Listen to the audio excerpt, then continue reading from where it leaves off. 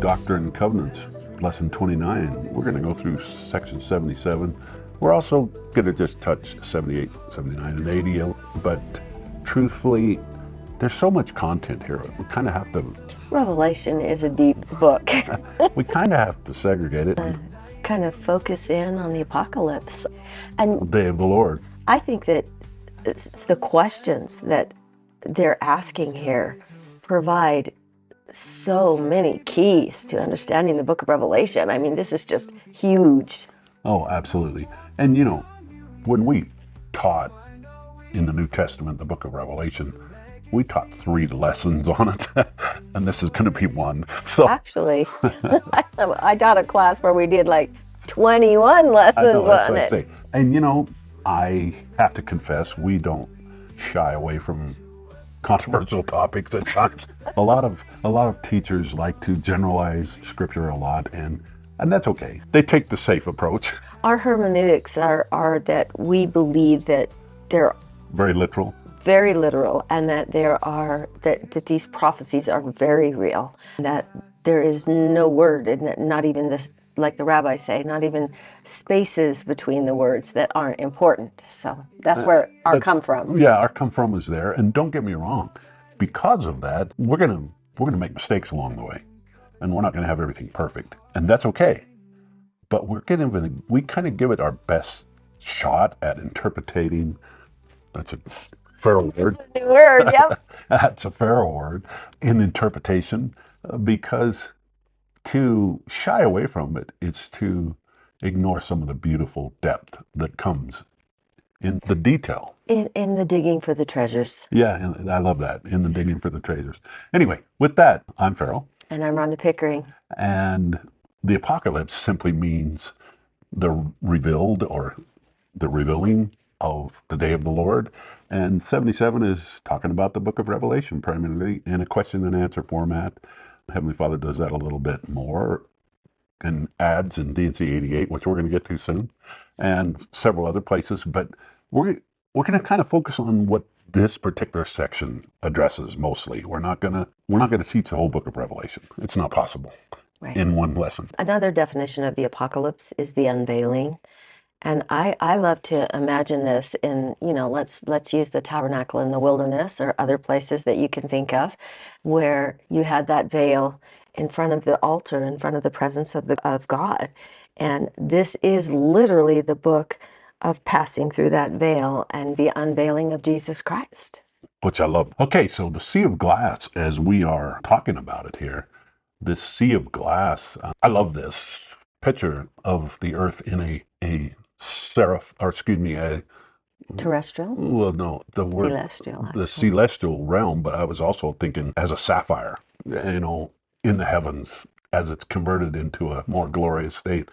However, I also believe that these kingdoms are coexistent and they're just separated dimensionally, that the celestial is all around us, the terrestrial is all around us, and that we currently dwell in the limitations of the telestial in our perception. Right. But it's all really For coexistent. For our mathematically minded people out there, a 2D world exists inside of a 3D world, which exists inside of a 4D world. So, And so, yeah, and I love the description that Rhonda has done, where you take a sheet of paper and think that's the earth, and how limited movement would be on a sheet of paper compared to 3 dimensions. In fact, a sheet of paper could stack infinitely in a higher dimension. higher dimension. And so I actually believe I go and prepare a place for you in my Father's house, or Joseph would use a different word than mansions. He would use kingdoms. Yes. And so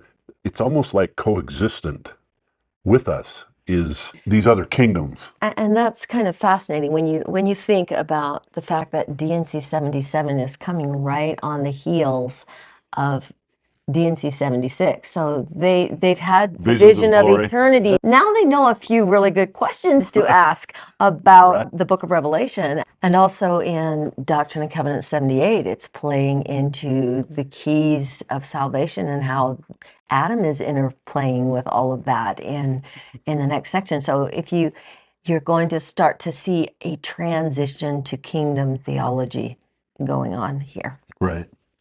Okay, let's just start with verse 1. I'm kind of a guy who just goes through the text a little bit and then commentaries around it and builds on that. So in this question and answer format, the first question is, what is the sea of glass spoken of in John, or the book of Revelation, chapter 4, and 6th verse of Revelation? The answer is, it's the earth in its sanctified, immortal, and eternal state. So I actually love this concept. On Mount Sinai, when they went partially up the mountain where the 70 elders gathered, it's interesting to note that there is sapphire mixed. The floor is sapphire, yes. Yeah, it's the floor is sapphire as we go into that scenario, and it's interesting to note that there is actually, of course, it's been picked through a little, but you can actually still find it today. That's actually true. I love this concept, but like I said earlier, this dimensional concept where you understand that the Earth really is in a multi-dimensional state constantly, in a sense. And that the quickening is actually dimensional shifting, so to speak, is the way I would look at it.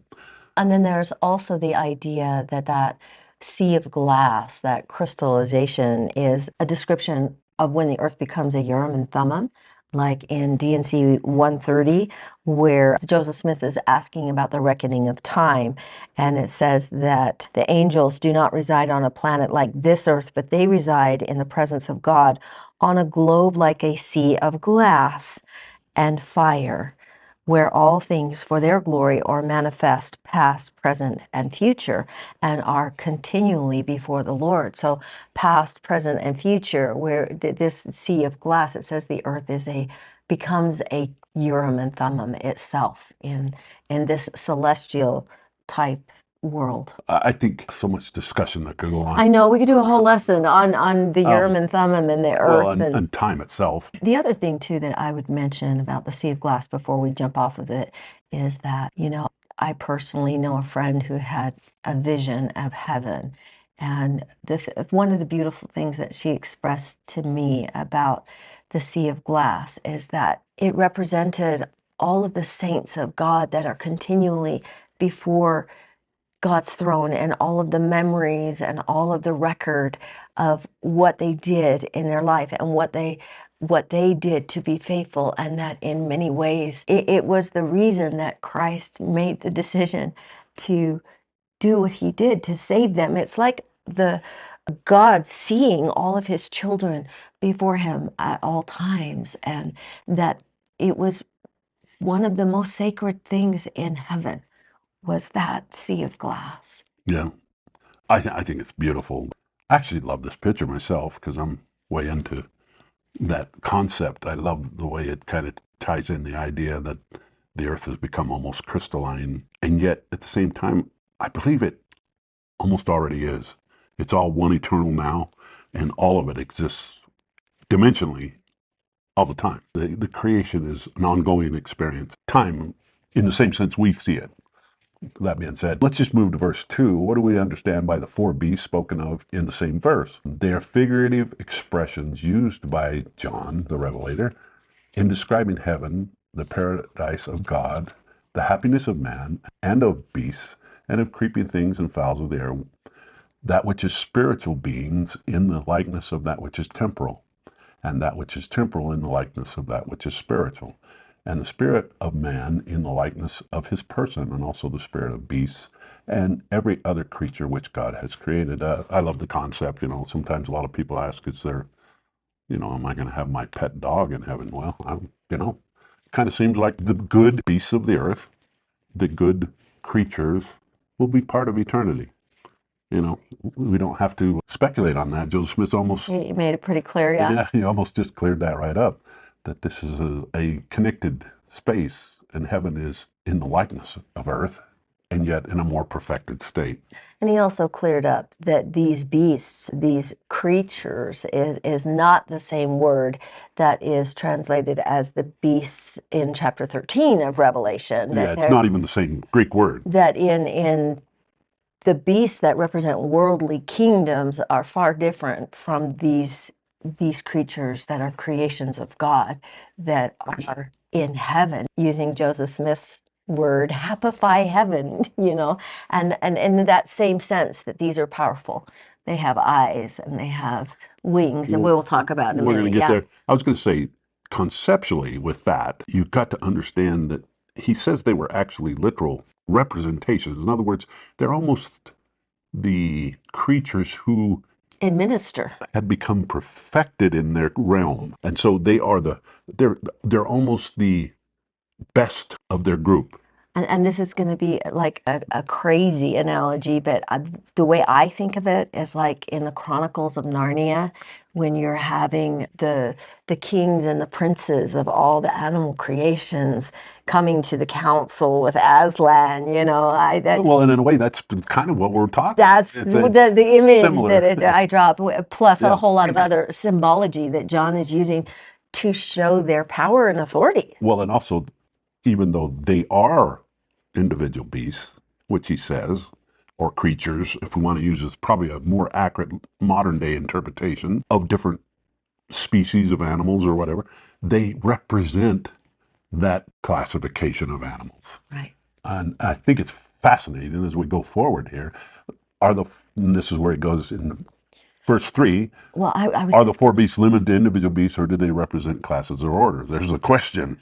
Well, and the other thing that I think is fascinating when you actually read Revelation 5, if you look at the concentric circles and who is closest to the throne of God, and then who is sitting in a concentric ring around them, and who is sitting in a concentric ring around them, you have the beasts, the four beasts are closest to his throne. And then you have the 24 elders, which we'll talk about in a minute, around them. And then you have all those that are praising and worshiping just innumerably around them. It pictures this magnificent theophany on the throne. So in this instance, Joseph asks direct questions, and in a way we talked about it, but let's just dive a little deeper. They are limited to four individual beasts. So he's saying they really are four beasts, which are shown to John, then the key, to represent the glory of the classes of the beings in their destined order or spheres of creation in the enjoyment of their eternal felicity.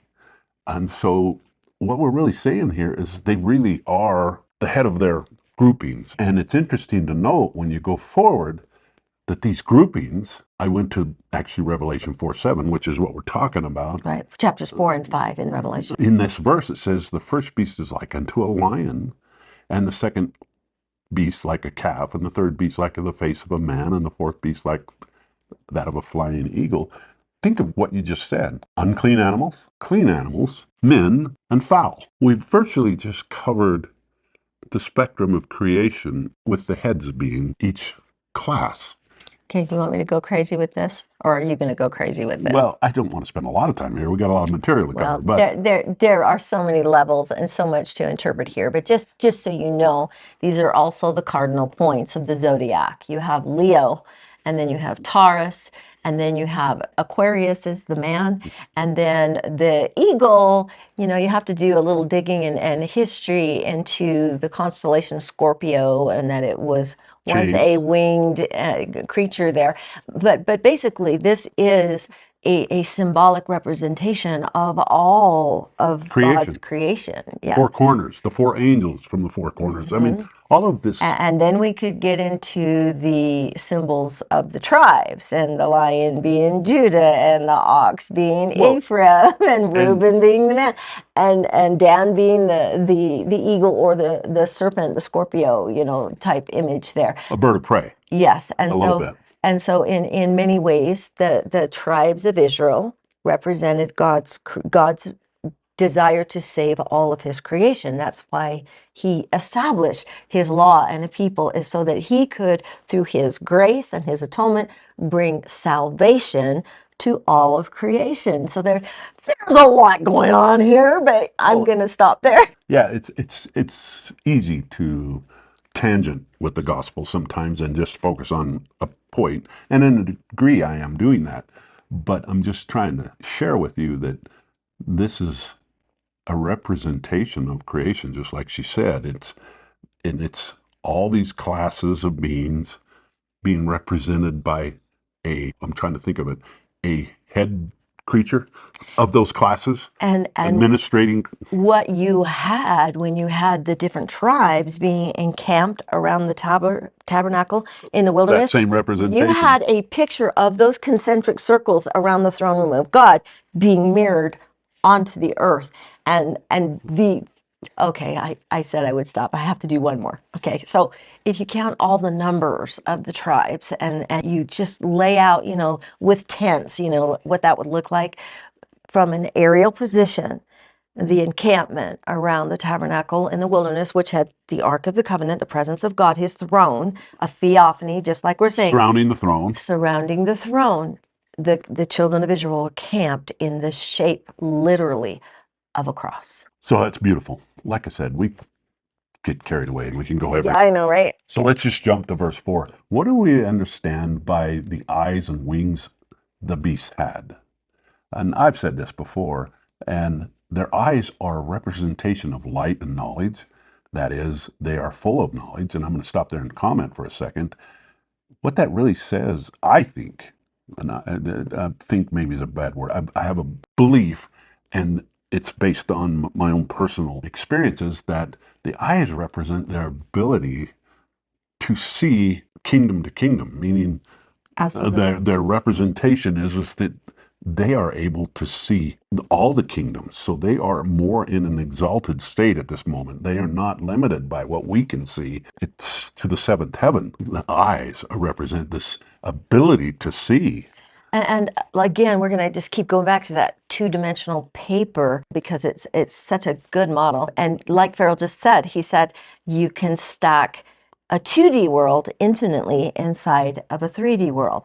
And that's what it's talking about here. They're full of eyes. These They have eyes, the ability to see multiple kingdoms. dimensions, multiple kingdoms. Also, that if you think about a 2D world, just compare the little stick figure guy that lives on a piece of paper, and he has a house. He has to, when he's drawing his house on this 2D world, you have to leave a door for him to get in because he can't step over the line. He can't hop out into a 3D world to get into his house. And so if we drew a box on that our 2D world, there would be no way to get inside of it. But if I, as a 3D person, wanted to get inside of that little box, it'd be super easy for me to just poke my finger right in the middle of that room that has locked doors, locked windows. How do you interact with a world that is in a lower dimension? Well, it's really simple. It's really You just easy come for in like Christ did to the apostles when he after appeared in the room with all the locked doors and unlocked windows again. Moroni also. So when we are talking about these dimensional wings, ability to travel between these worlds and to see between these worlds, that model is just so helpful in what It is. And I actually had AI create this picture as a doorway dimensionally between spheres, meaning kingdoms. that those wings are the ability to travel. But then he goes on to say, or the eyes are able to see and the wings are able to travel between these dimensions. So in concept, these creatures have the ability, because they have risen to a celestial state, to travel back and forth to do a work if necessary or whatever. And John's trying to represent that symbolically. Absolutely. And when you think about it, that is hard to say in our language so that we can understand. No, I mean, if you had AI actually create it based on the description alone, you'd have this creature with eyeballs all over it. That's not that's not the meaning. Yeah. Or wings all over it. I mean, that's just kind of ridiculous. This is a 3D creature trying to describe a multidimensional universe, and I think that's just well, and it's not just that too, but it's this multidimensional universe in the presence of holiness, in the presence of a God whose whole purpose is the salvation and eternal life of his children. We're going to explore this in lots of ways before we're done, just so you see that Revelation is kind of a overview picture of a much bigger picture that's hard to describe with words.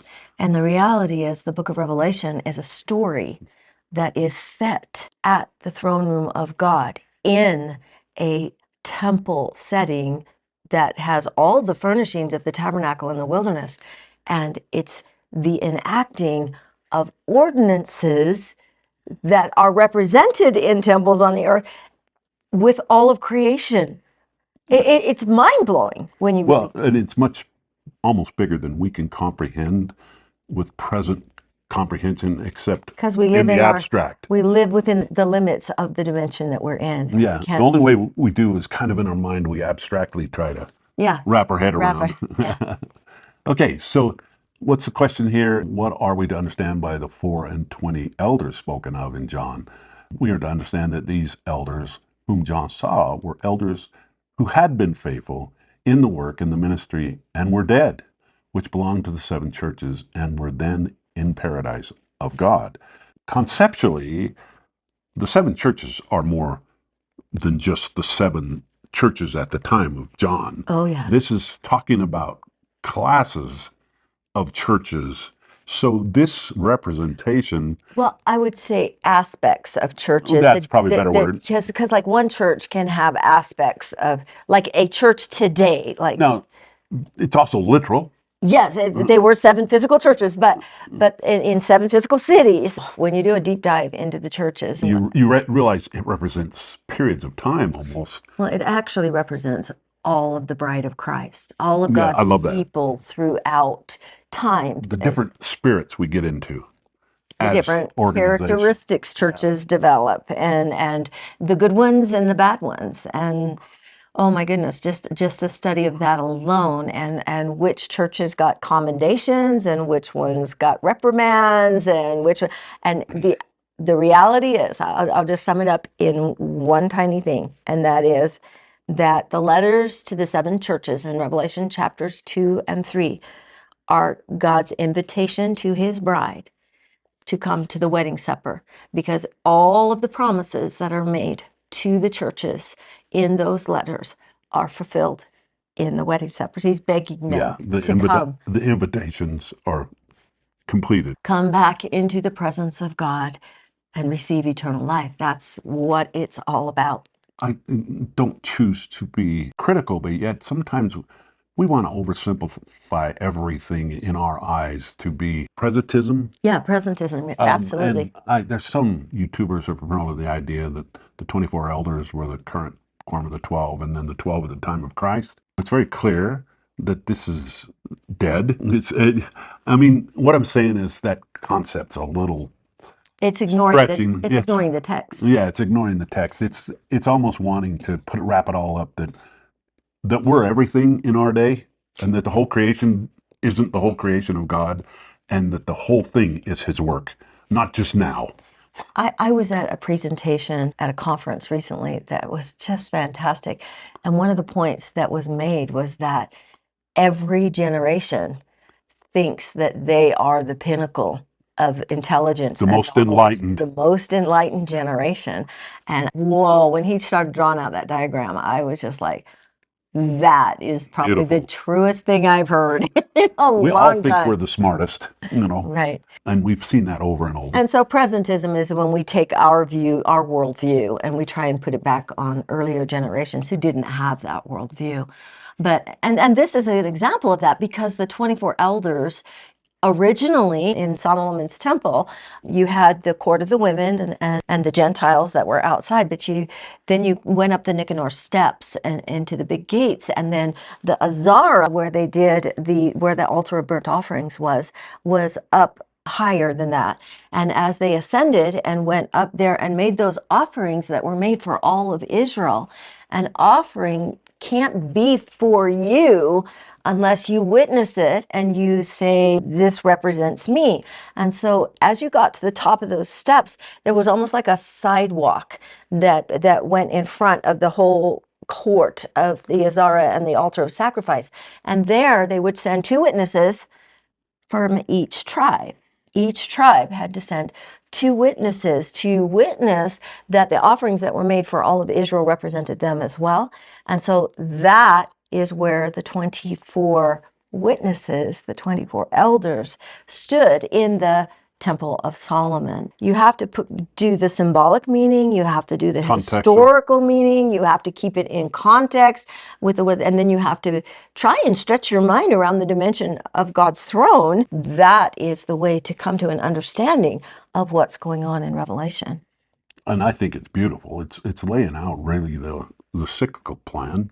Now let's go forward. We're getting into the Farrell stuff here. This starts getting into the fun stuff. What are we to understand by the book which John saw, which was sealed on the back with 7 seals? We are to understand that it contains the revealed will, mysteries, and works of God hidden in the economy concerning the earth during the 7,000 years of its continuance or temporal existence.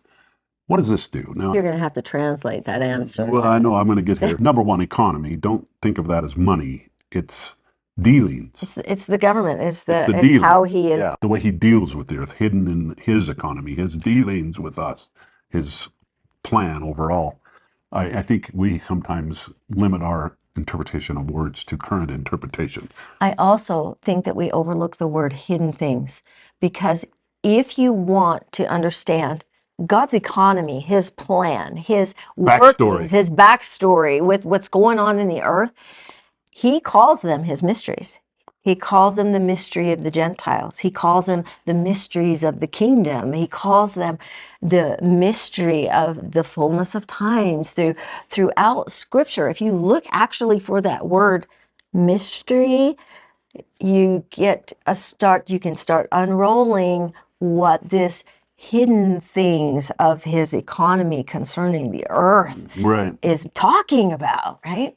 Well, and I want to address this, and lots of respect for many of the teachers on Come Follow Me and others. In fact, I love so many of them. But I find most of them shy away from literal interpretation. They want to keep it a little more symbolic and a little more loose in the sense. It's a very Greek Western approach. Yeah, they want to keep it in the ways that doesn't, I mean, in a way I get it. It's a conservative approach. It's leaving yourself room for an out all the time. And nobody wants to be wrong. Exactly. And I get that. I get that. And maybe you would argue that I should be wiser and do more of that and not take the literal. We can't. We just love it too much. And not take the literal approach. But I've often said, when you think of what he just said, the 7,000 years of its continuance or temporal existence, I've always said the words, does God estimate? Is that real? Is the millennium a literal 1,000 years by our reckoning? Is the earth 7,000 years by our reckoning? But remember that we're not talking about the age of the earth here. Well, I'll get there. To just give my interpretation, I believe everybody's entitled to my opinion. Right. I'm trying to be funny, but I think you're entitled to mine. You are here watching this broadcast. And okay, so out with it. What's your opinion? So I'm saying, I think it's literal. I think it really is 7,000 years by our reckoning. Now, I want to be very clear about that. God in the Pearl of Great Price says our reckoning was started with Adam. It isn't the reckoning for the universe. Or even for the age of this planet. Yeah, I want to be clear, and we're going to get there more. But I'm trying to say, for our reckoning, it's 7,000 years. I love the phrase Adamic configuration. This cycle from Adam to the end of the millennium where the earth becomes a new heaven and a new earth. Okay, that is a 7,000 year temporal existence or continuance. I'm very solid on the idea that 7,000 years is this temporal existence from Adam to the new heaven and the new earth. Yes. I think that's literal. It's not figurative. Now, we could get into a lot of arguments about time, but understand he made it very clear in the Pearl of Great Price. Number one, the time wasn't established on this earth yet, and then when it is, 7,000 starts clicking. Okay. And I think that this is actually this is a foundational verse to understanding the seasons and times of the Lord that are pictured in the festivals, but also this one and the other one that we're going to get to soon that says that the trumpets sound in the beginning of the 7,000 years. I mean, don't jump ahead of. Well, I'm only applying that in the overall of the 7,000 years. I mean, the Lord is giving us specifics about how this plays out. Exactly. And the other people would argue, was he literal? I mean, I heard him say, is this literally 7,000 years? Of course it is. Of course it is. Okay. We feel.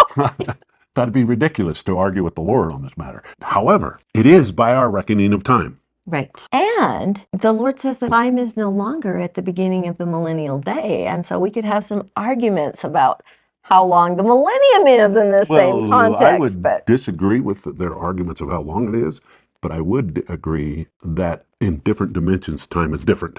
exactly. Okay. That was kind of where I was going. But we're going to leave that one right there.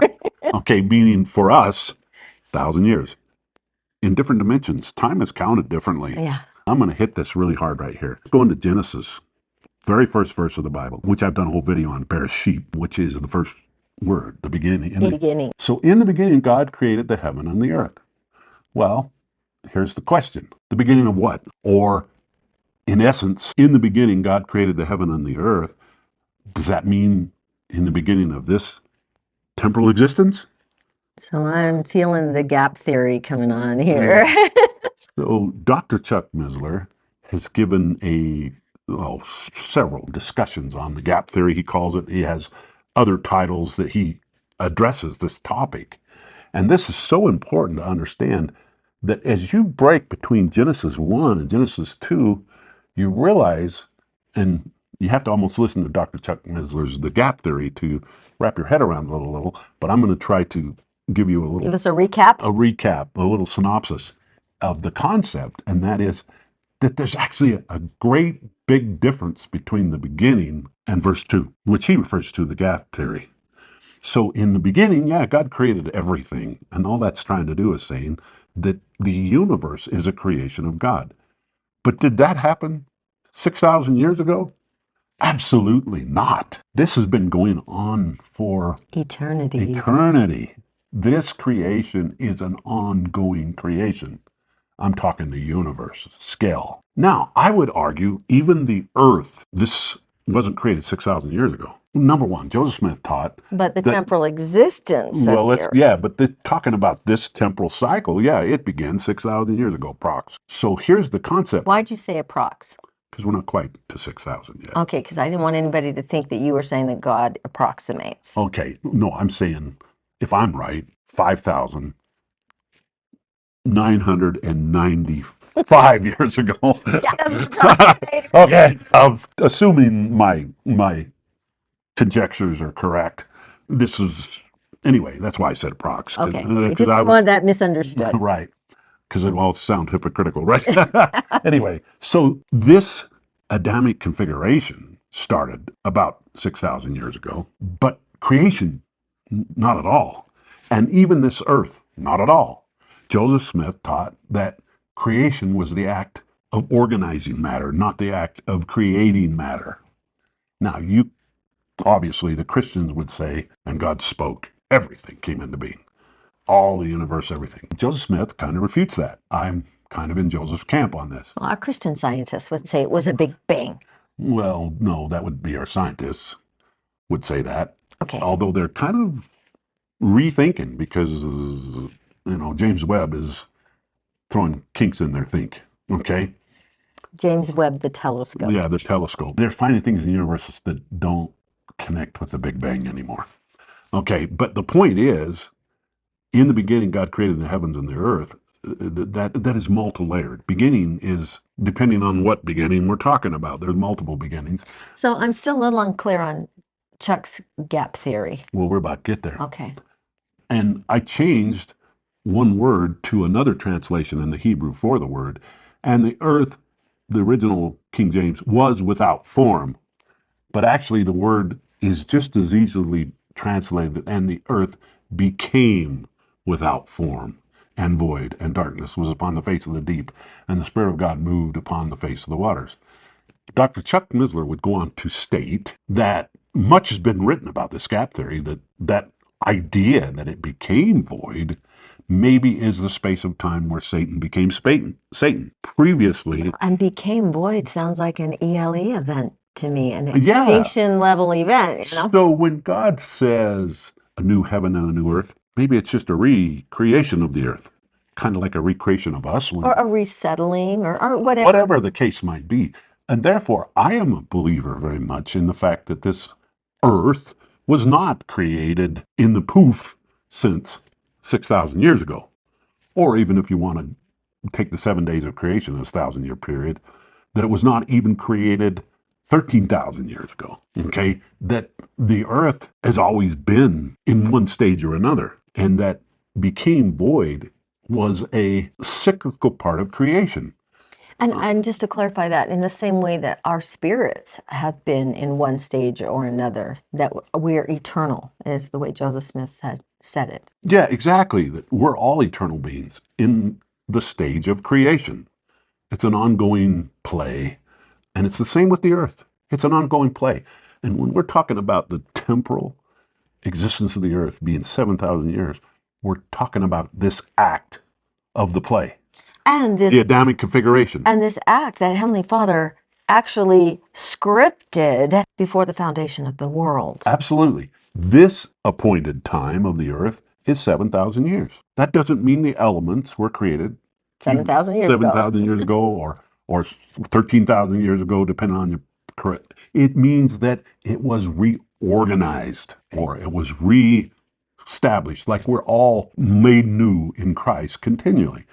So is that the gap theory? The gap theory is that, again, it's that the creation of everything in the universe and everything out there is different than the organization of this earth, and there's Absolutely. a space between. And the gap theory is that space Okay. between, and that actually the earth became without void, meaning it went through a previous, you called it an LE event. An ELE event, yeah, but it's also in the scriptures, if you want to look for the word. And let me see. Gosh, I think it's in DNC 77 is one of the references where it says, and the earth was sanctified. And this whole process may have happened multiple times Right. where the earth has been somewhat But now we're in speculation. yeah, we don't know. But we do know if we take, and this next thing is actually an interpretation of verse 2 Okay. using a pictorial Hebrew analysis of the meaning. The Farrell translation. Yeah, call it the Farrell translation. Okay. A pictorial analysis in combining with the thoughts that are in the Genesis concept, word for word, but using the pictorial in a more complete way. And the earth became without form and void, is now become a place of potential. And the Spirit of God gently hovering over the surface of the chaos, the deep water, started to bring forth order and life and light again. I will add the word again. Yeah. So this concept that the earth is 6,000 years old or 13, depending on how you want to think it, the Christian world's approach. They like to add the 7 days of creation Yeah. to the age And of some the earth. think it was a 24-hour period. It's kind of nuts, in my opinion. I love Joseph Smith's perspective on this, that creation is the act of reorganization. It's like I built the house we're filming in, but I didn't build it from nothing. So in a way, I created this house, both in design Or like and an execution, artist creates a Yeah. picture, but they didn't create from nothing. the canvas and the Yeah, I paint. created it. I mean, God created the trees I used. God created the mind I used. You know, God created the concrete I poured. And yet, the concrete company also did. Yeah. Okay, so what I'm sharing with you is that creation is the act of organization. And this Adamic configuration is all we're talking about. In the beginning, there's been creations all over the universe. God's works are without number. We can't lock it in. And all he's simply saying is, okay, God created everything, but this earth, or particularly this Adamic configuration, started over again. And that's exactly what he told Moses in the Pearl of Great Price. You know, I have worlds without number, but let me talk to you about This earth. this one, the one that you are interfacing with. And particularly when I say this earth, I'm talking about this cycle that this earth is in.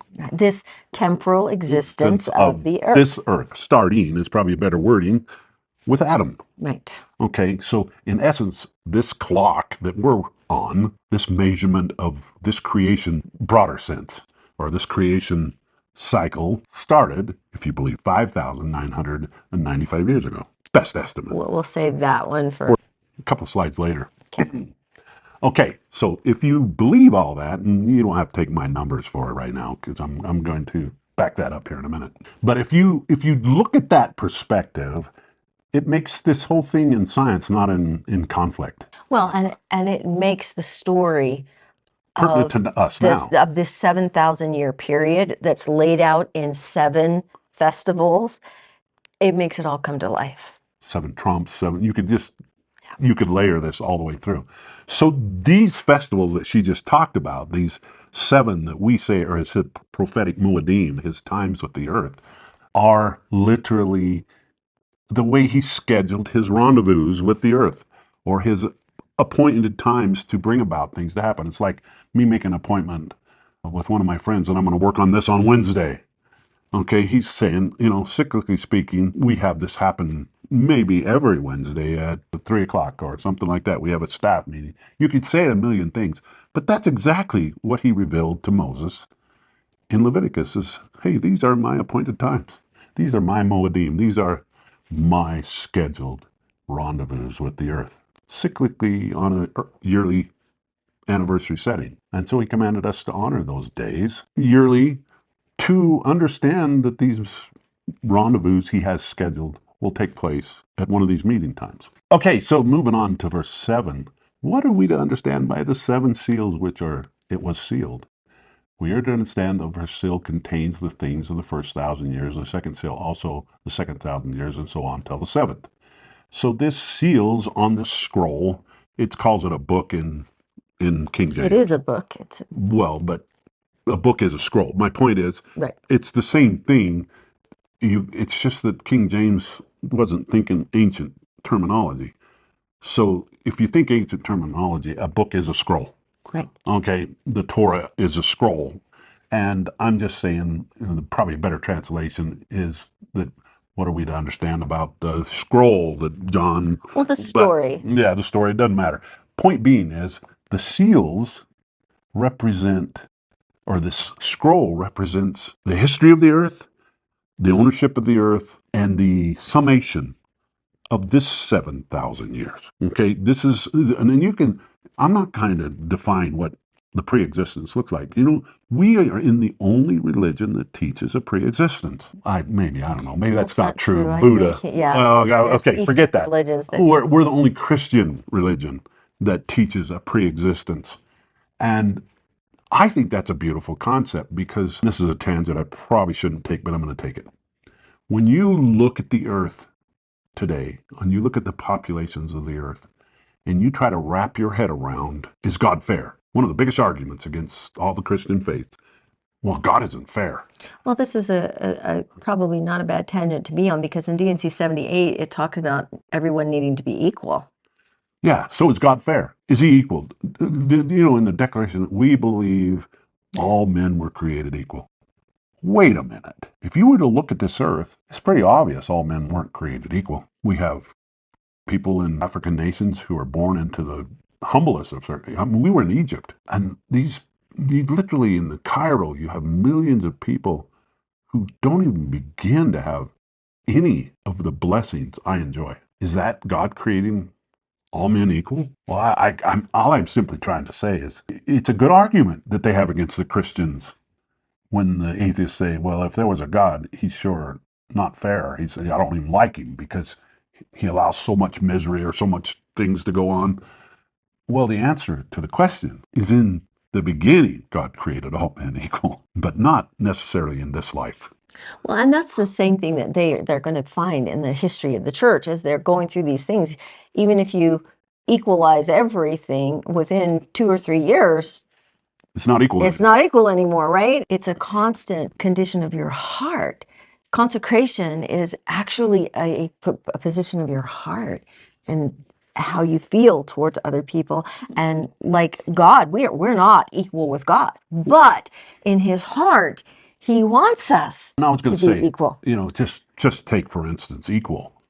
Does that mean we all have 3 kids? What I'm saying is, it's not conceptually honest to think equal means exactly the same. Exactly the same. Equal in opportunity and ability in the beginning, which the pre-existence, if you believe in LDS doctrine, you believe the pre-existence is what brought us to this existence, and what made Satan Satan before the beginning, and what made Christ before this earth, before this in pre-existence, you believe that there is, and this would bother the bulk of Christianity, I get that, but you understand that it's by choice and by what we attended or did in a pre-existent state that qualified us to where we are in this state. And through the grace of God, we are still making choices today. And our circumstance change based on those choices. So the whole concept of all men being created equal is got to be kind of like that verse in Genesis. In the beginning, God created the heavens and the universe, if you want to put it that way, but not necessarily that right now or at birth in this life was our beginning. Now, Christians would say it was. I've talked to many of them, but our existence has been eternal, and we are where we are by our own choices, whether we tapped into the atonement, whether we exist where we exist by agency. You had something? Well, I was just going to say back to the seven seals. I've heard the first four seals. Of course, if you go into Revelation 6, being the four horses of the apocalypse that are so famous, and then the fifth seal being the martyrs, and then the sixth seal being actually an Armageddon type earth-shaking cosmic event, and then the seventh seal being the millennial reign. I've heard a lot of people go back, and you can on one layer. You can go back. Richard Draper's book, Opening the Seven Seals, actually goes in and shows how there is an application of each of those horses during the first 4,000 years of the earth and everything like that. But I guess I was hoping that we could give the concept here that if the scroll is the history of the earth, then the opening of the scroll is a claim, it's a title deed to the planet. Well, I know where you're trying to go, and I was planning on going there. Okay, good. What I was trying to do is lay the background, but in essence, what she just said, if I translate it into Farrellic, Go for it. is that, and most of your Come Follow Me teachers, no criticism, have done it on the layer you're talking. Richard Draper. Oh, really? Have they? Yeah, Okay. most of them have taken, well, this would pertain to this first 1,000 years. True, but in Revelation, we're not talking about that as if in one layer, like she said, on one cyclical layer, that's true. But what you're talking about is at the end of the sixth seal, speaking in that lingo, and the opening of the seventh seal, we have a presentation of the history of the earth and Christ opening each judgment layer in a review of the earth. Exactly. Ad Adamondum probable. Right. Okay, where he actually lays out his legal case by opening each of the seals and the mysteries of those 1,000-year periods and defines how his right to be king is legal and unchallengeable. Right. So these seals do not just mean that they've all been fulfilled and we're now in the sixth seal. Well, and in it's one layer, yes. But in Revelation, when those seals are opened, this is the review. and it's not like Jesus comes to the earth and says, "Vote for me." No. He presents a This legal is case. absolutely a legal case. This history, this record that's here. And then there's the Hebrew concept that you have to understand, the same concept that played out at creation. I think we'll hit this in the next verse, that God created the earth in 6 days. And then in the seventh, Sure, we're just going straight. yeah, we're going straight through. So we'll talk about that in the next verse. But it's super important to understand in Hebrew what is set up, what is staged in 6 plays out in the seventh. in 7th. And so what I'm saying is, although the interpretation most of your Come Follow Me presenters have laid out that yes, the first seal did talk about the first 1,000 years. Fine with that. But when we talk about it being opened in the book of Revelation, we're not talking about the events. We're talking about the review of the events. Right, and that is made clear in the next verse. Yeah, we're talking about the fact that this opening of the seals is the case being laid in the court of heaven, if you want to call it that. The history of the earth being opened up and laid out. Yeah, so it's not that the sixth seal is meaning it started in the year. It's not like seal 1 popped off in the first 1,000-year, seal 2 popped off in the second 1,000-year, seal 3 popped off. No, they all pop off here in the 7th. Right in when the we review. open the scroll. Ad Adamondum. Right. Okay, so it is my total opinion that the approach that it all had to do with these other years, seals about these 1,000 years, although that's true, the judgment or the review of these The events take presentation of place, the title deed yep, is the take place at seventh Adam seal. unto Ammon is my best guess. Okay, so now I got to do some fun. This is Farrell stuff. Okay. So that you go back to this 7,000 year concept. Adam placed in the garden at 3971 plus 6,000 years. It would be 2029 plus 1 year for no year zero, means that the millennium, or particularly the end of the 6,000 years, by this layout, lands at trumpets in 2030, which means towards the end of the year in 2030 is the beginning of the millennium, based on my mathematical calculation. This has, Okay, so if I was somebody watching this video, I would say, where'd you get 3971? right, exactly. So that's the question. Where did Farrell come up with this craziness? And is he crazy? Well, we all know I probably am. Don't underestimate the fact that there is some variables here. Okay, these variables, although not large, there is variables. But when we take the timetable laid out in Genesis and we lay each of these generations time to time, we find that we can actually nail down pretty solid sequentially how many years took place between Adam and Abraham. And in the book of Jasher, we have the description of Abraham's birth. Well, fascinatingly enough, this is an astronomical event. This astronomical event we can now find. And thanks to Robert Wadsworth, Bob Wadsworth was he actually found this dance in the stars that took place and nailed this date of his birth to the month of February in 59 or in 1953 BC. We're talking BC, BC, not AD. right. So this event took place. Now we can link that chronology from Adam to Abraham to this event. And you see right here the gobbling up of these planets and stars that took place in 1953 BC, where Venus, in its brightest star in heaven, gobbled up the other four right before sunrise. Exactly like it says in the book of Jasher. Exactly. Now we have a date for Abraham's birth. And when we have a date for Abraham's birth, we now have a date to link to. Link back to and forward from. Well, in and of itself, that's fun. So just really quickly explain why it's not a particular day that we have. We just have February, the month of February. We have the layout when Venus comes down and gobbles it up, in that exact date, right before sunrise, when the morning sun starts to get too bright to distinguish those 5 stars involved. It's hard to determine that exact moment with the software, but we know it took place towards the 20s of February. It's pretty close, though. It's pretty darn We close. got a month and almost a year. a day and a year of Abraham's birth. Okay, so, but the year's sufficient. Right. For the margin of error we're dealing with. Well, because in Genesis, it's all dealing with years. It doesn't. Yeah, there is no month involved. Yeah. We don't, and that's one of the variables. Yeah, that's a little bit of flux there. There's a little bit of flux there, of birthday to birthday between father and son. Right. And what month were you born in? Yeah, and so that's a little bit of variables. But my point being is, it's pretty locked in. Yeah. Okay, now the question is it possible that we made a mistake? Well, it's always possible. We're not perfect. We don't understand all things. But it's still pretty concise, okay? But how much better would it be if we had another anchor date?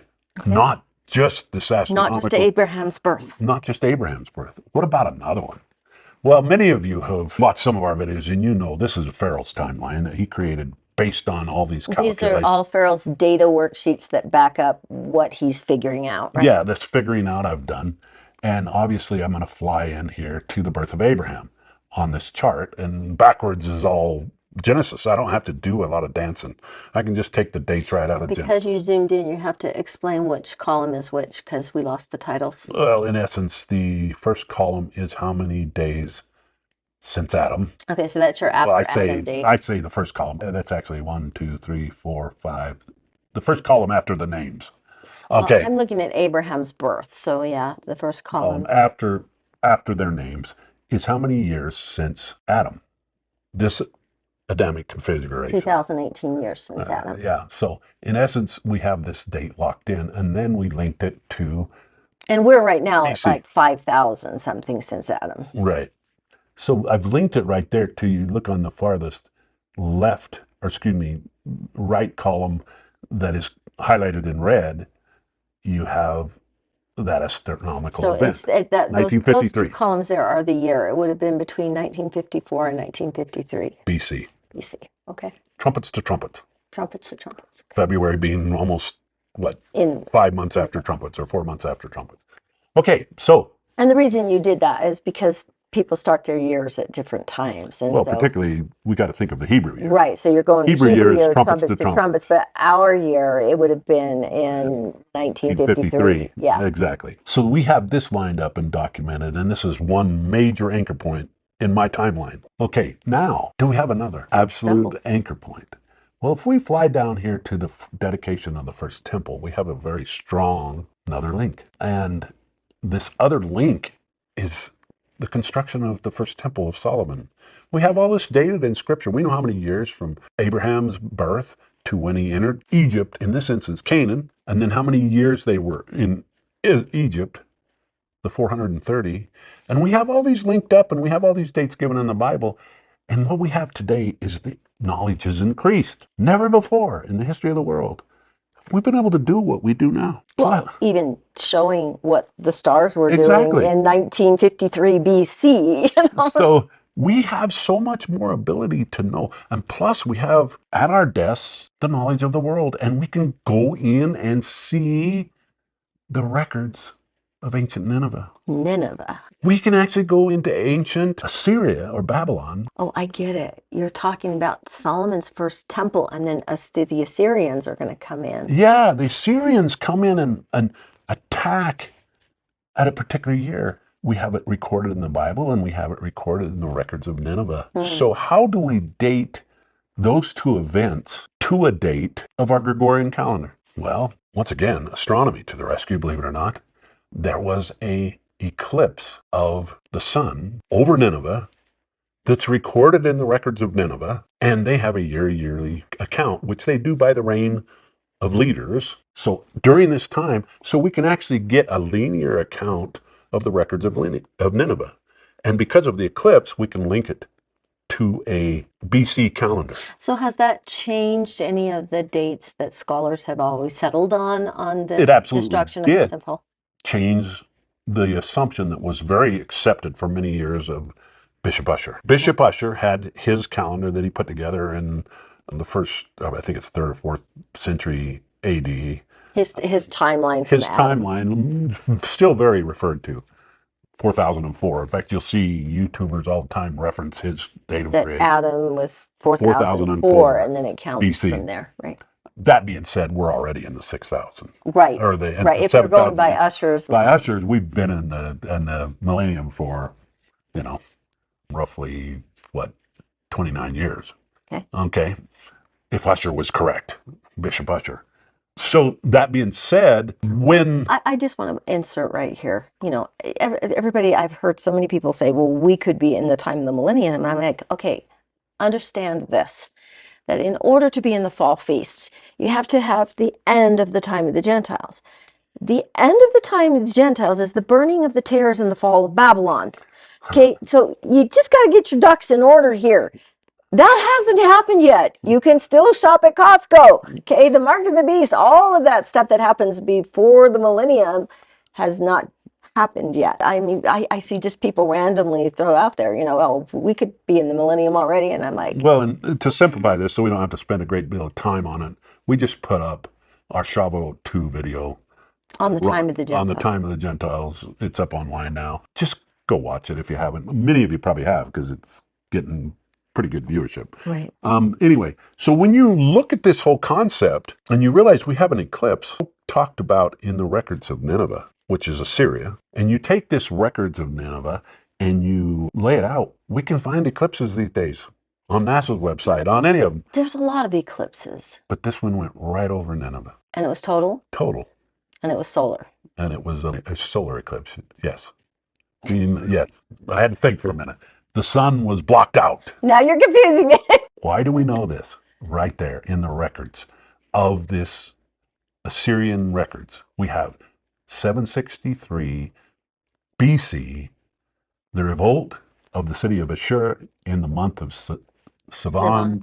the sun was eclipsed. So all we got to do is go to our NASA records or our astronomy software and find out when you could see a solar eclipse from Nineveh, the capital of Assyria. We're not really dating this from their years. We're looking for that eclipse astronomically and dating it from our time. Yeah, now we can connect it. We can connect the Syrian timetable to our Gregorian clock. So that is why the astronomical events are so critical, is because if you can isolate those astronomical events, and it's really easy to hook them to our calendar. Exactly, because it's the linking point. So you've got one point, you've got another one here. How do they play together? So 763 BC is when this eclipse was recorded in the Assyrian record. We can now know what year that was, so we know it's 763 BC. So that's accurate to our counting. Yep, that's our reckoning. Now we have their whole record linked to our calendar. At that point. And it's like a 300 or 400 year record that we have on these discs. We can just lock in those biblical dates. Yeah, we can lock in all their events. So now how do we link it to a Hebrew calendar? I just don't know. We have to find a common event between Assyria and the Israelites. Sure. Okay.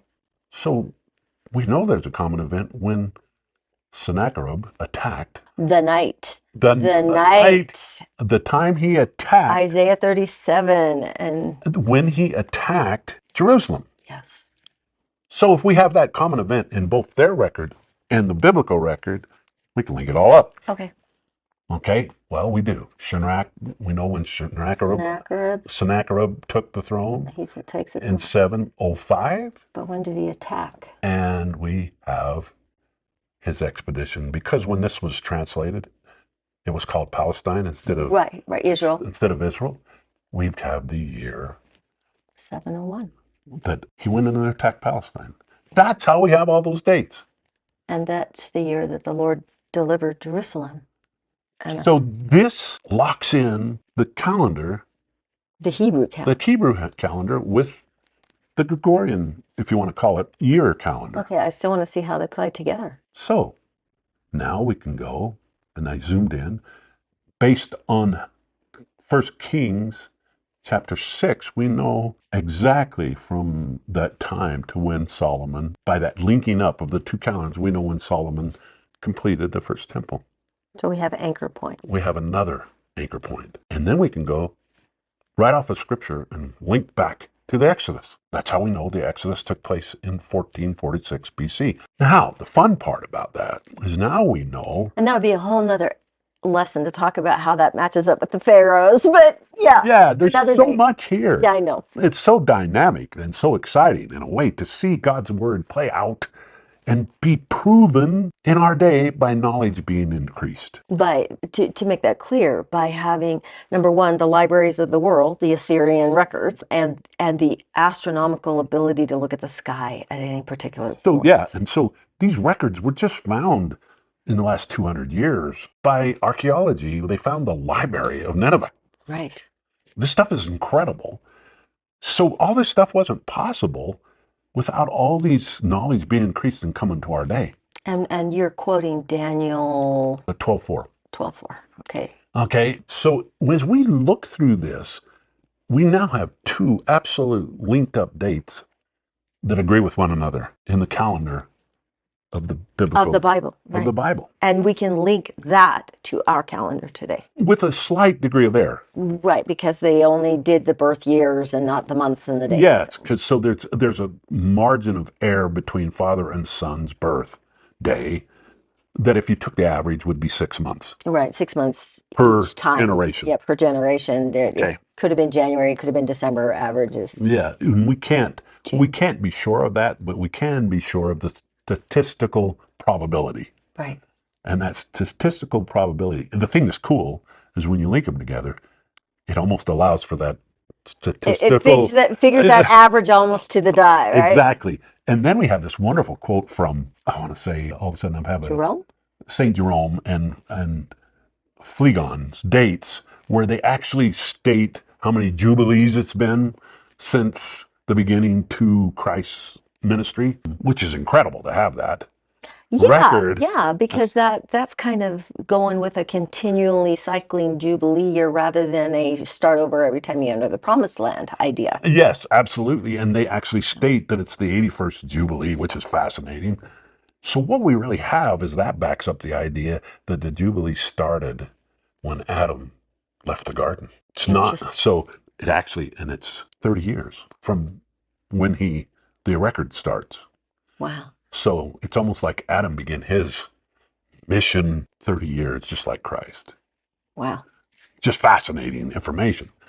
But the other thing that I started to go into is Bishop Ussher's record. They found that the Exodus was actually 45 years from where Ussher thought it would be to where this new evidence locked it in. It was a 45-year spread.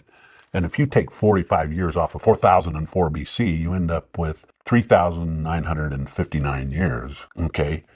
Add into that the average age between, and you're right there.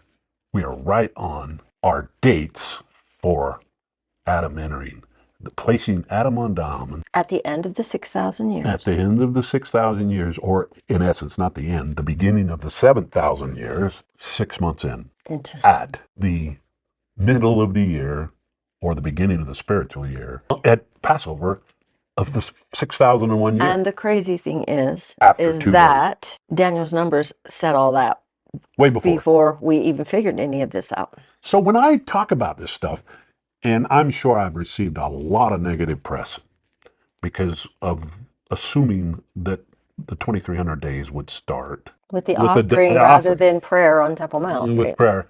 But we always stated, and I think I stated in one of my videos, I can't remember which one, I probably should have looked it up, but it takes a long time to go back and review 300 videos or 200 videos. But anyway, where I stated, the individual event, and there is a little bit of a question. What the 2,300 almost seems like the daily sacrifice, and the 1,290 seems like the daily sacrifice. Right. The 2,300 doesn't say it's not clear. Daily sacrifice. It says the vision of the daily sacrifice and the abomination of desolation and the whole. It's like when the vision of the whole thing start. And yeah, and so the 1,290 is more the vision of the daily sacrifice, right? Yes, and don't get me wrong, I am 100% sure I don't see every detail clearly. Sure. And I've made that very clear. But the parts I can't argue with is the math. Right. You cannot force fit this math any other way, hardly. Right. So when you look at all this, I may not be correct on every detail of what takes place during this structure of the mathematics, but it's hard to argue with the mathematics. That God's got a plan, and that He's executing it in detail, and we're just trying to be the observers of His magnificent plan. Absolutely. Now, many of you are going to think that crazy guy, he's predicting dates. Well, if I did it, throw it away. it's garbage. But if the scriptures are telling these numbers, then why not God come according to his prophecies? Did he estimate in Daniel these numbers? Most of your teachers are going to take the safe road, and they're going to generalize it. They're going to allegorize it. They're going to types and pattern it. Don't get me wrong, those all are effective and authentic. But they're avoiding the plain sense yep. of the verse. The plain count. I don't blame them in a way. I don't blame them at all to take the safe road.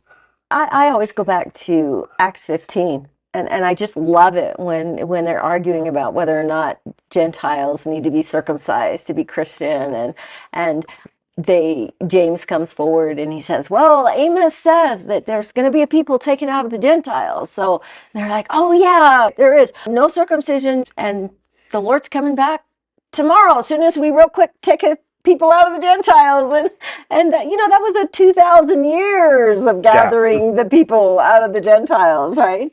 Just like in Joseph Smith's day, it was, oh my gosh, this hour of judgment, this cutoff point, this time we got to move from Ohio to Missouri so that we don't fall into the judgments and everything. And you go back to their talks, and that's exactly what they thought. They didn't realize that there would be a 200-year 200-year, tide. and thank goodness that there was. I mean, Moses preached the flood was coming for 120 years. I mean, it's so that God can save people out of this. That's the whole purpose. It was Well, restored. edict was taken out Yeah, during that time frame. it's the whole purpose that it was restored and that Zion will be built before this transition in the earth comes. It's because Simultaneously. God's plan is to save people. So- But we always think it's tomorrow, right? Well, yeah, and don't get me wrong. You know, if I was listening to me without the background, Without the math. without the background of math, I'd say, oh, there's another kook just throwing his Yeah. ideas out. You know? Another guy thinks it's tomorrow, right? Yeah, I honestly do not, with any arrogance or any, say these things. I'm just telling you what the math says. Right. Whether the details play out exactly like I thought, We'll see. it's best guess, or it's best conjecture. Most of the time, we try to be very, very grounded in Scripture, but we are going to make errors in interpretation. Totally expected. Yeah, I can't change the number. But the scriptures are still true, and they're not our numbers, they're Gabriel's numbers. Well, the whole Bible, for heaven's sakes. Yeah. The whole layout, timeline given in the Bible. Now, you could argue it's all figurative, and it isn't really a 7,000 years. I think the Jews right now are trying to prove that that is wrong. They are digging in the dirt, and they are pulling up every date and every validation. That's why I say such a time as knowledge has increased, because not only is that all being done, but we have a global library called the internet where all knowledge is coming together. And you want to talk about knowledge being increased? Holy smokes. Wow. What's coming with AI is unconceivable almost. Right. I mean, we're headed into knowledge being increased on a spectrum that you can't even hardly wrap your head around. Right.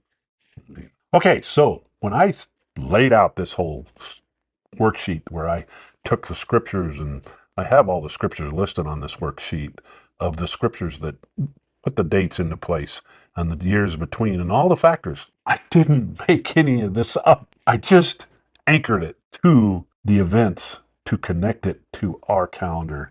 And guess what? It flows front to back. The margin of error is probably 1% of 1%, because it can't vary more than 7 years tops. Wow. I mean, just straight down laying it out, even father to son. If every son was born on his father's birthday and it was precisely the years, it can't be more than 9 years. Right. And that's nearly statistically impossible. Yeah, for it to be that extreme and be that far off. But, Yeah. but also, there's so many other factors that pull it in Yeah. to the same. Well, and the Jubilee counts, and actually the distance between the two confirmed dates fits the statistical average. Right. So it's pretty, That it's average, not extreme. yeah, it's pretty conclusive. Right. I actually did the statistical analysis of how far it could waver, and it can hardly even waver 3 years. Let's move on. We beat that horse to death. Yes, It definitely. was lots of fun, but for me anyway. What are we to understand by the four angels spoken of in the 7th chapter, first verse of Revelation? We are to understand the four angels sent forth from God, to whom is given power over the four parts of the earth, to save lives and destroy. These are they who have everlasting gospel, to commit that every nation, kindred, tongue, and people, having power to shut up the heavens, to seal up unto life, and to cast down to the regions of darkness. Fascinating to me that we have the four horses of the apocalypse, and then we have the four angels, and they're almost paralleling one another, almost that their missions. Right. Are So we're talking paralleling. about the four angels in Revelation chapter 7. Remember, the apocalypse angels are in chapter 6. I just don't want anybody to get confused here. And what we're saying is that they're paralleling each other. We've got these four angels. And again, just like I hope we're going to see maybe in verse 10 or 11 anyway, it'll talk about that just like in the 7 days of creation, everything that was created in 6 days is going to be enacted on the 7th day. This is the same with the seals. All of these kingdoms of the world that were set up in 6,000 years are going to come to a grand play out in the 7th seal. So these horses of the apocalypse are enacting at the same time as these four angels in Revelation chapter 7 that are destroying and saving. Well, and what I'm saying is what the angels we're talking about have been holding back the four horses of the apocalypse. And they're being told, hold back until Till we've sealed. sealed the children of the Father in their foreheads. And that is the work of the sealing of the children of the Father has been happening since Joseph Smith, since the temple ordinances. Now, people would say, well, it doesn't seem like they're being held back much. There's a lot of destruction. Okay. But consider if the restrainer had not been holding them back. Yeah. Okay. What's going to happen when it lets loose, right? We call it the wrath. Yeah. We call it the last 3.5 years. Yeah. Which we're going to be grateful that we're now on. In the words of the apocalyptic book, The Ascension of Isaiah, it says when Bel or Satan will descend in the form of a man and have control and power. Absolutely. And a lot of people think that's terrifying, but you got to understand all the good news. That God is himself reigning in the New Jerusalem at that time. We got all the good stuff going on simultaneously. So, just sign on with the right team. This is a Red Sea event. This is when, is it a good day or a bad day? It's a great day if you're Israel. It's a bad day if you're Egyptian. So this is when you need to be on the side of Christ. Absolutely. And if you are, it's a day of rejoicing, just like it was for the children of Israel. The enemies had been drowned in the depths of the sea. Or in the words of Isaiah, the year of redemption is the day of vengeance. It's all one thing. It's all simultaneous. So if you're fearing, it's because you're not sure whose team you're on. Amen. Moving on. What do we understand by the angel ascending from the east, chapter 7, second verse? We are to understand that the angel ascending from the east is to whom it is given the seals of the living God over the 12 tribes of Israel. Wherefore he crieth to the 4 angels. These are the 4 angels holding back. That are sealing. Yeah. Having the everlasting gospel. Hurt not the earth. He's saying, okay, you apocalypse, don't destroy it yet. We're not done. And if you receive it, this is Elias, which was to come to gather together the tribes of Israel and restore all things. And if you receive it, this is Elias, which was to come to gather the tribes of Israel and restore all things. I want you to log that. I put it in red because I want you to log it. Who's Elias? I want you to just ask yourself that question, and we're going to go forward. Is the one who's coming to restore all things. Yep. Well, in particular, Joseph Smith said that John's, the Beloved's, mission and why he was translated is for that purpose. So he's working with the tribes. Now, I want you to just log that in context. Now, we have laid this out, and you can go to our New Testament videos on Latter-day Media, and you will see 3 lessons on the book of Revelation where we went through this. And don't get me wrong, we're always refining and... I like what Hugh Nibley said. Don't hold me accountable for anything that's... over 3 years old. And with the increase of technology and information, I would say, 2 years old, we might change our mind. So I put together this chart kind of a little simpler than our bigger one, simply because sometimes too much information clouds the issue. But understand that the seals going forth, it's not on a razor's edge. I think you could argue that the white horse, the horse of treaties, and that has been going on with the Abraham Accord and a lot of these things. However, I think that the significant, obvious... A treaty where they build the third temple. it hasn't happened yet. And then the horse, you could argue very much the red horse is the horse of war, which is represented a lot by the Eastern Bloc, and that's going on. But then there's going to be the major events that start with the betrayal of the treaty midterm. Famine. And so all of these, you could argue, are progressive, taking place from the beginning of the tribulation time, but the most significant is going to be at the beginning of the wrath, right, where we're going to see this kind of recap of the intensity of these seals and vials, and the recaps are going to be taking place in a big way during the wrath. And again, we still have the whole Hebrew concept that what is established in the 6th plays out in the 7th. As you're looking at the judgments that are playing out in the 6th, the establishment in the 7th is the throne of God and the judgment being set, in the 7th. So, I got this picture here, the beginning of the millennium, and I put it in the midpoint of tribulation. And I actually believe that's accurate. I don't know that I'm 100% right. It seems the most statistically possible date that fits the puzzle. And so that is the razor's edge, if you want to call it that. And I would argue that But, there's a dawning. well, that's what I was about to say. Yeah. But understand that the brush isn't that narrow. It's actually probably a broad brush centered on that Right. being 7 years. Right. And in the scriptures, very much it says that the coming of the Lord, there's a dawn, and then there's a noonday, and then there's a rising sun, And hard to mark the moment Right. that you see the sun peek over the mountaintop. Right. Okay, what time are these things spoken of in this chapter to be accomplished? They are to be accomplished in the 6,000 years or the opening of the sixth seal. So that actually gives us two timings. That's saying, well, it's the whole Sixth day of the earth. sixth day of the earth, but at the moment, it's at the opening of this review of the earth, this judgment scenario that takes place. And that's what we're talking about, the opening of the sixth seal. It's not that it was the beginning of the 6,000 years. It's the beginning of the review of the 6,000 years, to put it mildly. Right. And again, you have to remember what are the things that are being spoken of in this chapter. We are talking about chapter 7. We are talking about the sealing of the Father. And remember that the restoration through the prophet Joseph Smith occurs in the 6,000 year period of history. Exactly. And I believe personally that that big earthquake that takes place at the end of that Sixth seal. sixth seal is the beginning of the seventh seal. Right. I think the earthquake is the same earthquake in the seventh seal Exactly. as the end of the sixth. It's a transition. We've talked about that in our Revelation video. And I've always said that the seals open, but that doesn't mean they end, that they open in the next one. They open, they open, they open, they open, they open. And they stay open. And they stay open, clear through Right. the wedding supper, probably. Right. To one degree or another. Verse 11. What do we understand by the sealing of the 144,000 out of the tribes of Israel, 12,000 of each tribe?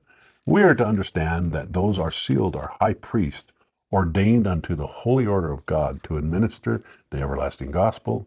For they are they who are ordained out of every nation, kindred, tongue, and people by the angel to whom is given power over the nations of the earth, to bring as many as will come to the church of the firstborn. Now, many have so many crazy opinions. I'm a literalist. They are high priests, ordained from every nation, kindred, tongue, and people, by the angel to whom is given power over the nations, which, in my opinion, is going to tell us in the next verse or two, is John the Beloved, that he is over that work. That's my take on it. I could be wrong.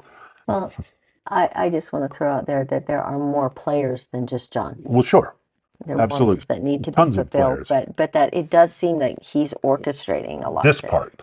Yeah, this part. This part. Okay. Verse 12. What do we understand by the sounding of the trumpets mentioned in the 8th chapter of Revelation? We are understand that God made the world, and this is your one you wanted to talk about. Yes, this one is huge. We are to understand that God made the world in 6 days, and on the 7th day he finished his work and sanctified it, and also formed man out of the dust of the earth. This is everything that was created in 6 is playing out on the 7th day. Okay, but I'm going to throw another angle onto that, and that's the chiastic angle. You're saying that everything that was created in 6 plays out on the 7th. I'm simply saying the same thing. I'm just anchoring it in the gap theory concept. This is the big one. This is the one that it's really easy to read over the top of if you don't do a little homework and see what the 8th chapter of Revelation is talking about. I mean, right.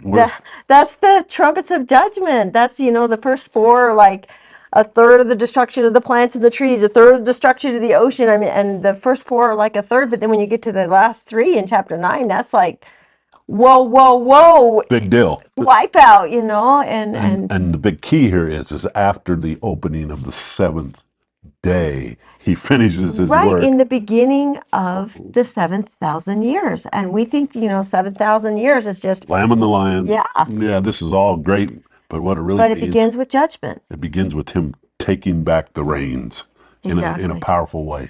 And if you watch for the word sanctification, it's the sanctification of the earth, just like it was at creation. I mean, this is, sometimes I have wondered, is this the sanctification of the earth, is that an ELE event? An extinction level event, Leans towards the idea it is. I mean, what we talked about earlier about the gap theory that was made void, then, it's like the earth has gone through creational cycles. So if you watch for those two words, the sanctification of the earth and the finishing on the seventh day, it's kind of the same as the seals, the sanctification and the finishing of the judgment in the beginning of the 7,000 years. Right. And we know when we get to the end of Revelation, we get a new heaven and a new earth. And at the beginning of the millennium as well, there's a new heaven and a new earth because it changes to terrestrial. So in reality, I kind of believe, and obviously we don't know all things, but that this earth has gone through early events where it's been staged and brought forward in creation, probably multiple times in its creational process. Back to the idea that Joseph Smith said, nothing is created from scratch. It's all organization. Even so, in the beginning of the 7,000 years will the Lord God sanctify the earth. And again, we're back to creation again. If you go to the Pearl of Great Price on the seventh day, it says that there was no flesh on the earth, that now man is formed, and we have God planting the garden and bringing all the animals to Adam to be named. This is all playing out on the seventh day. So again, we're seeing that Hebrew pattern where what is organized or created or built in 6 goes into action on the seventh day. I would almost like to use a different word instead of goes into action. Myself, I would like to almost say it's kind of tied all together and concluded, and it's like we finished say, is the word he uses. Yeah, it's kind of like we always talk about what will be happening in the millennium, and we realize it's going to be a lot of temple sealing work, a lot of tying the whole family prepared for the next step of progression. Absolutely. So the judgment that happens in the beginning of the 7,000 years, that's not the whole seventh day. There's a lot of salvation and work. That's just getting the earth ready for the work. Exactly. That's going to happen during the. And it plays out in all the sevens, like at Jericho. They march around for 6 days, and then in the seventh day, down come the walls. It's everything that's building in the 6 plays out in the 7th. Okay, moving on, and complete the salvation of men. It's like, how many feel like they got a handle on their genealogy completely, right, or on many things like that? So this completion of sealing the family together and making the whole thing, doing work for the dead, right? Yeah, is going to be ongoing in a beautiful way. It's going to be huge in a beautiful way. And judge all things and shall redeem all things except that which has not been placed into his power. Now, I think the only thing that's really not placed into Christ's power is perdition. And that's because of choice. God honors choice. He won't violate your agency. If you don't want to be part of his work, he will not force you. And in a way, that's the only thing that's going to place you outside of his redeeming love, is if you choose. I think of the Wrath of Khan when you Star Trek, to the last I will grapple with thee. Even when he's trying to beam him up and save him out of it, right? Yeah, it's just amazing to me how that spirit can get a hold of people that bitter hate. I don't know. But that's the only people that'll be out of his reach completely. And that will be a small, small group. And when we have sealed all things under the end of all things, and the sounding of the trumpets of the 7 angels are preparing and finishing his work in the beginning of the 7,000 years, the preparing of the way before the time of his coming. And I think it's very fascinating if you watch that word finishing, that the scriptures are very clear that Jesus doesn't finish. I mean, the whole millennial day is the finishing of his work, but the scriptures say that he doesn't finish his work and present it to the Father till the end of the millennium. That's the resurrection of the telestial glory. That's the work of the millennial day, is to minister the terrestrial, to minister to the telestial, so that they'll be prepared for the conquering of the last enemy at the end of the millennium, which is death. And that's when hell is emptied out, and that's the finishing of the work. But it begins with these trumps of judgment. Absolutely. In Revelation 8. And if you look at Revelation 9, or 8, I guess it is, you realize that all this judgment takes place after the millennium starts. After the 7th seal. A lot of tons of the The biggest judgments take place after the millennium starts. And I said that twice on purpose. I guess I'm trying to do that emphasis thing. Oh, you're being Hebrew. Yeah, and I'm doing that because if you read the book of Revelation and you've studied our timeline information, you realize that the wrath, the 3.5 years of the wrath, is where the biggest part of all this takes place.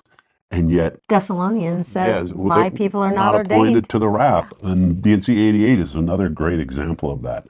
So when you consider these things, don't be too afraid of the trouble that the earth will go into, the judgment. If just be conscientious about being on God's team. Well, again, the Red Sea event was a judgment. And whether it was a good day or a bad day, Depends on whose side you're on. it depends if you're Egyptian or Israelite, Yeah, absolutely. So I think it's very beautiful. And I think these times are such a beautiful thing. We were given the opportunity to teach a group of youth, and it was really fascinating that in that teaching, they asked us to teach prophecy with a lot of hope. That's not hard. That's the point I guess I'm trying to say is this prophecy should give you comfort because you realize with everything you see in the earth today, all the trouble, that the King of Kings is going to move onto the stage and bring about this conclusion, this labor, this birth. And the whole point was to restore Zion so that there would be a translated city to rescue people from the changes that are coming in the earth. Just like in the days of the flood, there was the city of Enoch, and you either helped Noah build the ark, or maybe you helped Noah build the ark and headed off to the city of Enoch. But Heavenly Father has always provided a way to preserve his people and to redeem. And the concept of, it even says in Scripture that it'll be like unto the days of Noah. And often we think, well, there was only 8 people saved in the days of Noah. No, because Enoch, there was a whole city of Enoch had been exactly caught up before. Right. And that will be similar situation. Okay, so moving on to 13. When are the things to be accomplished that are written in the 9th chapter of Revelation? That's the whoa. That's the worst stuff, They're to be accomplished after the opening of the 7th seal before the coming of Christ. So these big woes. I've always thought that is so vague. That's the same thing he said for the 8th chapter. He's just concluding the fact that the judgment is where the millennium begins. And it's cumulative. It builds to the grand finale, which is Jesus Christ descending on the Mount of Olives and rescuing his people. Absolutely. Okay, so moving to verse 14. What do we understand by the little book which was eaten by John, as mentioned in the 10th chapter of Revelation? Now, I personally prefer the translation of the word scroll instead of book, but that's the King James translation, right? But it was a scroll. But Joseph, it doesn't really matter because Joseph clarified what it means anyway. Right. And that we are to understand that it's a mission and an ordinance for him to gather the tribes of Israel. Behold, this is Elias who is written must come and restore all things. So if you tie this back to the previous verse about the angel from the east, I'm pretty confident, and a lot of people don't connect this, but I'm pretty confident when it talks about Elias' mission to gather the tribes of Israel and the things he's talking about, and this is the 10 tribes back and the things involved in that, when you take that into account, this pretty much connects the dots, in my opinion, that John the Beloved is this Elias who works with the 10 tribes. And we have Joseph Smith even commenting on that, where he made the comments and the clarification that John was working with the 10 tribes. He was working with the tribes. And so I think this is very clear. Some people might say maybe it's a different person, but I'm pretty confident that John was translated for this mission. Well, and I think it's also really important to realize what it's saying there. Behold, as it is written, he must come and restore all things. This, I'm pulling this out of Peter is speaking in Acts chapter 3, and he says, and he shall send Jesus Christ, which was preached unto you, whom the heaven must receive until the restitution of all things, which was spoken by the mouth of all his holy prophets since the world began. So again, this Elias is coming to prepare the way for Jesus Christ, who has been caught up to heaven until this restitution of all things. And that includes the return of the city of Enoch. That includes the resurrection and the restitution to your bodies. And this is a huge job. And there were, Joseph Smith says in the teachings of the prophet Joseph Smith, many Eliases that have come, but none of them were able to achieve it until this grand finale. Yeah, and I don't get me wrong. I think that there'll be, Joseph Smith actually states it, and I probably should have put the quote up, that there will be all of these characters who have yearned and worked for Israel and for us will gather in this Adam Adam on on Diamond. scene to pull off this great work. Yeah. So this is So beautiful. John's work is here as well, but there are others too. And don't ever forget that we trace our authority back to Peter, James, and John. Exactly. I mean, Peter, James, and John is who ordained Of course, Joseph and Oliver Calvary. of course, they're involved in the Yeah. gathering of Israel here. So it's really a beautiful thing. I don't think it's a stretch at all to understand that this Elias we're talking about here is referring to John the Beloved. Obviously, this particular Elias job requires a translated state, not a resurrected state. because Absolutely. That's the difference between Peter, James, and John, is Right. that John hasn't died yet. Exactly. Right. And that almost flows right into verse 15. What are we to understand by the two witnesses? Exactly. In the 11th chapter of Revelation, they are two prophets that are to be raised up to the Jewish nation in the last days at the time of the restoration. There it is again. That's this timing line. This restoration time. And to prophesy to the Jews after they had gathered and have built the city of Jerusalem in the land of their fathers. I find it interesting that it says built the city of Jerusalem. It doesn't necessarily say the temple yet, but maybe the temple too is included in that. I'm not going to Well, if you go outguess to that. the beginning of Revelation chapter 11, it says that they measure out, which means that it's Prepared. under their protection, Absolutely. and that the inner courts are protected, whereas the outer courts are being not. trodden down by the Gentiles. Falls right into my theories. I'll call it theories, conjectures, whatever you want to say, that the Temple Mount will actually probably be Partitioned off petitioned. by them, yeah. I actually agree. believe that you will not see the Dome of the Rock destroyed. Probable. It could be, but definitely not Alaska Mosque, which is on the southern side of Temple Mount. I don't think you'll see that. You think part of that peace treaty might be I an think agreement I that think the they partition it? peace treaty of Daniel 9:27 will give the Jews the right to build their temple to the north of the Dome of the Rock. That's my own. And that's our speculation, our Sure. extrapolation from a lot of study, but It might not be again, exactly true. The Lord has given us a time frame. He's given us prophecies, and it's our privilege and our joy to watch how they get fulfilled. We guess at it, but Absolutely. Now, you notice the picture we got behind this one is Moses and Elijah. I love this. Because you've got Moses and Elijah who are the prophet of the law. So Moses is the father of the Father of the law, law. and Elijah is the father father of the prophets. the school of the prophets. And who has more of a care and more of a love and more of a heart for the Jewish people than the father of the law and the father of the prophets? Who would say, Lord, send me to testify to them? And once again, it is our conjecture and belief. Well, Elijah's obvious. I think that the scriptures are pretty obvious. Yeah, and we'll get there in just a minute. But Elijah obviously was translated.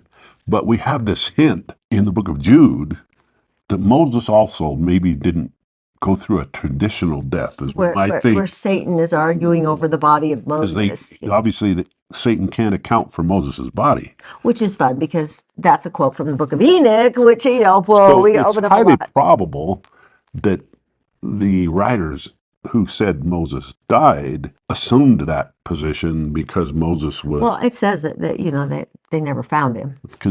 because he disappeared, but we have no confirmation of his death. In fact, we have the opposite. We have Lucifer or Satan contending with Michael over the body. Well, and we also in have, Jude. of course, in our LDS theology that at the Mount of Transfiguration, Moses was bringing keys, and you can't transfer keys before Jesus Christ is resurrected because he's the first fruits of the resurrection. So that Unless, means Moses had to have a body still. yeah, unless they were held for this position. And we also see the same type as Moses and Elijah coming to the Kirtland temple. Exactly. We have this type. But they could have been resurrected at that point, but not on the Mount of Transfiguration. And yet, it seems as though God always left a You mean translated connection. he translated people for a reason? Absolutely, He allowed these things to happen for a reason. This is definitely our position. We're not saying absolutely 100% we know, but I would give it. Let's give the best evidence. It's right Best there in the evidence is verses. right here in the Revelation 11. 11. And if any man will hurt them, fire proceedeth out of their mouths and devour their enemies. And if any man will hurt them, they must in this manner be killed. So fire from heaven, that's Elijah. So we saw Elijah's hill where he was All fire down from heaven and took out the 50 soldiers that had come to take him off to jail, and then the next 50, and then that story from Kings. But also Elijah. when the sacrifice consume the altar. Yeah, his sacrifice. Yeah, all of this is Elijah imagery. Yeah, and then next verse, and they have power to shut the heaven, that's Elijah, and it rained not on the days of their prophecy. But then the next one, and have power over water to turn them to blood and smite the earth with all plagues as often as they will. Big clue. Gong, gong, gong, the 10 plagues of Egypt, truthfully, it gets to be pretty clear unless you just think this is all cyclical repeat. But I really believe they were translated for such a mission as this. And because they have the greatest love for the people of Israel. Now, they had lots of missions along the way. Obviously, they came to the Curtain Temple, they came to the Mount of Transfiguration. But it seems they have yet not finished their work. Right. And their work isn't really finished until they... Well, do you remember what John says in Doctrine and Covenants, section 7? He says, Lord, let me stay and bring people to Christ, to you, until you're coming. And that would fit this bill as well. Exactly. His coming isn't until the end of all this. They're right before his coming, actually. Yep. Okay. So I put this quote in that I love. I actually think it's a beautiful approach to knowledge and information and learning. And it's this quote from Edmund Spencer. There is a principle which is a bar against all information, which is proof against all arguments, and which cannot fail to keep man in everlasting ignorance. That principle is condemnation before investigation. It's kind of like the old series Hogan's Heroes, where you got Sergeant Schultz going, I see nothing. Anyway, so I think you're in a situation here where you keep your mind in a place that it can be tilled, it can be worked, and God can still give you information. And I love this quote, basically locking in the fact that if you don't, you've cut off your learning. You've damned yourself. And I think that's what our hope is. We don't want to tell you what the scriptures say. We don't want to interpret them for you. We want you to fall in love with the Word of God and investigate yourself.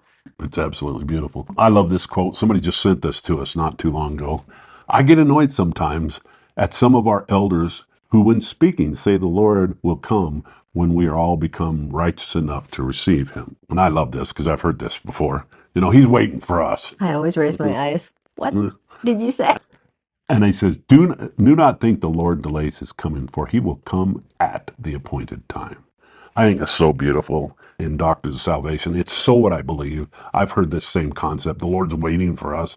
And thank you guys for sharing that with us. Yeah, absolutely. The Lord's not waiting for us.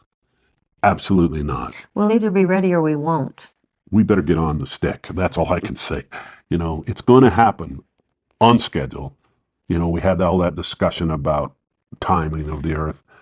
It's going to happen when it was planned to happen, period. Well, before we finish up, can I read some of the awesome verses from D&C 78? Oh, for sure. I was actually going to go there. Are you? So we focused mostly on 77, but we're going to just hit a couple of things in the other sections that this Come Follow Me covers, but we are not going to go into a lot of detail. We're just going to share the beauties, actually, that kind of connect to this section. Yeah, and this is like we were talking about before. This is why the Lord restored the fullness of the gospel at the fullness of the Gentiles through the prophet Joseph Smith, was so that we would be prepared for these things that are coming. And it says that in D&C 78, the focus is on the law of consecration and how our hearts have got to be consecrated, and that these laws and truths that are being revealed are that the church may stand independent above all creatures beneath the celestial world when these things come down. And then he says that you may come up unto the crown prepared for you, and be made rulers over many kingdoms, saith the Lord God, the Holy One of Zion. That city that's being prepared for us to be delivered, who hath established the foundations of Adam and Diamond, who hath appointed Michael your prince, and established his feet, and set him upon high, and given unto him the keys of salvation. This again, this whole hour of judgment, all of it is to save men and not to destroy them. The only destruction is for those that are trying to destroy. And had given unto him the keys of salvation, under the counsel and direction of the Holy One, who is without beginning of days or end of life. And I just love this. He says, verily I say unto you, you are little children, and you can't understand all things at once, but you have not yet understood how great blessings the Father hath in his own hands prepared for you. And you cannot bear all things now, nevertheless, be of good cheer, for I will lead you along. I just love that. I do too. I think that's beautiful. I mean, Adam and Diamond is this basically marching orders to go into the millennium. Right. You know, it's virtually when this great meeting takes place where it talks that Adam, 3.5 years before his death, gathered there to give an account. And at Adam and Diamond, he once again gives an account of the stewardship of this earth. And it's an amassing, at a time of an amassing of evil, it is the amassing Of good. of good and Absolutely. great and love. And so don't forget, you can always find our stuff on propheticappointments.com. We have Understanding Daniel's Numbers, the book, and the chart. Sometimes I think we've seen a little bit of people going, oh, Farrell, your numbers didn't work because the daily sacrifice didn't start when you thought it would. We freely admit that sometimes our interpretation of what fits into the structure is not 100%. Exactly. But absolutely, it started. It's so easy to see that the vision started. If you've been paying attention to what's going on Temple Mount, you're seeing a change like we have not seen before on Temple Mount. Absolutely. And it makes perfect sense now. A prophecy is best viewed in the rearview mirror, of Sure, course, absolutely. rather than guessing coming into it. But in the rearview mirror, looking back and thinking, well, of course, the vision of the daily offering and the abomination of desolation and all these prophecies, of course, it would start with prayer. The ability for them to pray on Temple Mount. in a way, that is the most important daily offering. Exactly. And we're dummies. I mean, we didn't know that, but oh my gosh, the and majesty of God. And yet I did see that both the 1290 days and the 2300 days kind of overlapped in some way. I didn't quite connect the dots. And that's the joy of studying prophecy, is that when you see it come down, you're like, oh, I get it now. Because you understood the pattern in order to see it being fulfilled. And that is why over 66% of prophecy is about this time period. Yeah, it's beautiful. Now, one couple of other things, just understand, we didn't even have to change the chart. It's still the the same. It just started there. Exactly. It's talking about when it ends. It's talking about this structure of this. The structure is all the same. And we've inserted just one page into the Understanding Daniel's Numbers concept as far as just a supplement. Just a little, oh my gosh, it was slightly different. The beginning of the offerings. It was the beginning of prayer on Temple Mount. But it's so beautiful. We were there. It was beautiful. And the whole thing is beautiful. So, that being said, and God still reigns no matter supreme. what we muck up in our guessing. Yeah. Okay, so that being said, the new heaven and the new earth comes at the end of the millennium. And the beginning, Of course, this is kind of falling back to the concept. where it becomes a Urim and Thummim, Yeah, is it the the end of the millennium? celestialization. Yeah. I actually love this picture because it puts the earth in a sapphire sphere almost, in a sense. It's Yeah. beautiful. And you know that whenever the elders met with Moses on Mount Sinai, it says that there was the floor was sapphire. Which we have been there. Yeah. And we actually had our guide who gave Rhonda a little piece. Piece of sapphire. It was beautiful. Great experiences. Used to be true that the book was blue, the gospel's true, and we love you. God bless. It's still true. There's some blue books out there. Yes. Anyway, till next time.